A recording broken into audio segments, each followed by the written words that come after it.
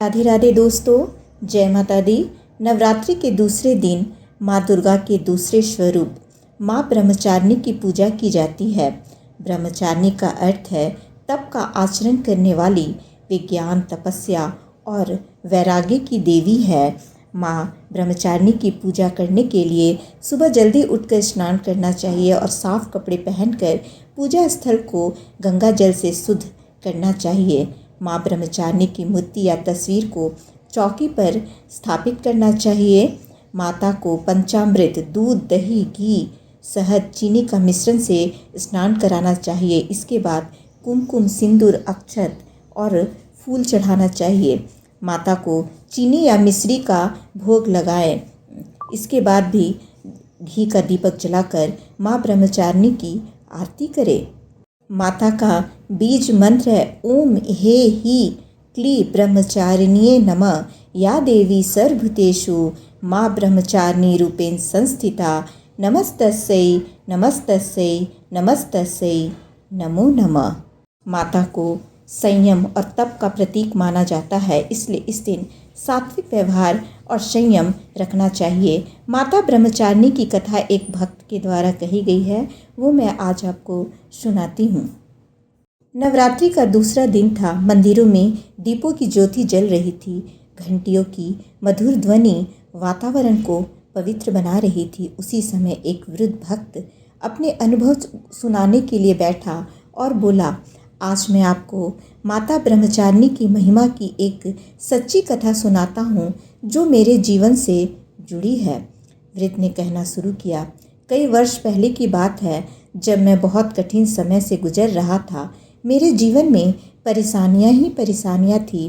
व्यापार में घाटा, घर में कलह और मन में अशांति, सब कुछ एक साथ चल रहा था। मुझे समझ नहीं आ रहा था कि क्या करूं। तभी एक दिन गांव के एक संत ने मुझे नवरात्रि के दूसरे दिन माता ब्रह्मचारिणी की पूजा करने का सुझाव दिया। उन्होंने आगे कहा, संत ने बताया कि माता ब्रह्मचारिणी तप, त्याग और धैर्य की देवी है।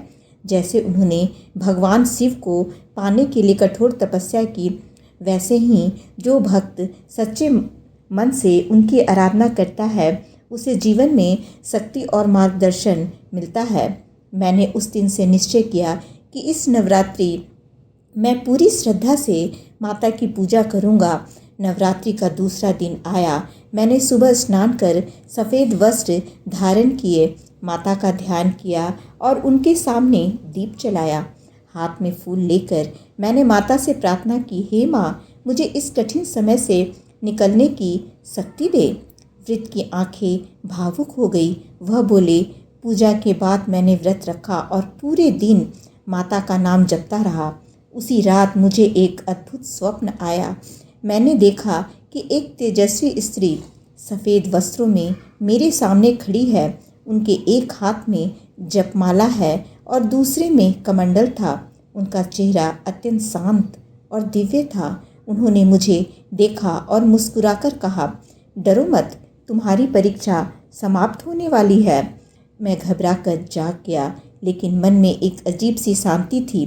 अगले ही दिन से मेरे जीवन में बदलाव आने लगे। जो काम लंबे समय से रुके हुए थे वे धीरे धीरे पूरे होने लगे।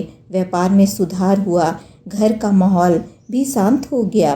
वृद्ध ने आगे कहा, उस दिन मुझे समझ आया कि यह माता ब्रह्मचारिणी की कृपा थी।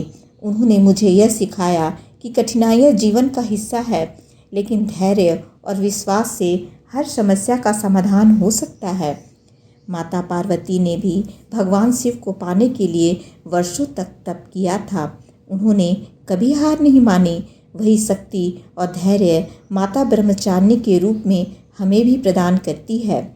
वृद्ध भक्त ने अंत में कहा, आज मैं जो भी हूँ माता की कृपा से हूँ। अगर आप भी जीवन में कठिनाइयों से जूझ रहे हैं तो नवरात्रि के दूसरे दिन सच्चे मन से माता ब्रह्मचारिणी की पूजा करें।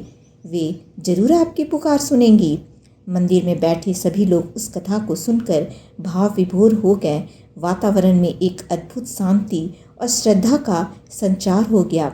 सभी ने एक स्वर में माता रानी का जयकारा लगाया, जय माता दी, जय माता दी। इस प्रकार यह कथा हमें यह सिखाती है कि माता ब्रह्मचारिणी केवल एक देवी नहीं बल्कि तप, संयम और अटूट विश्वास की प्रतीक है। उनकी भक्ति से जीवन में नई ऊर्जा, धैर्य और सकारात्मकता का संचार होता है।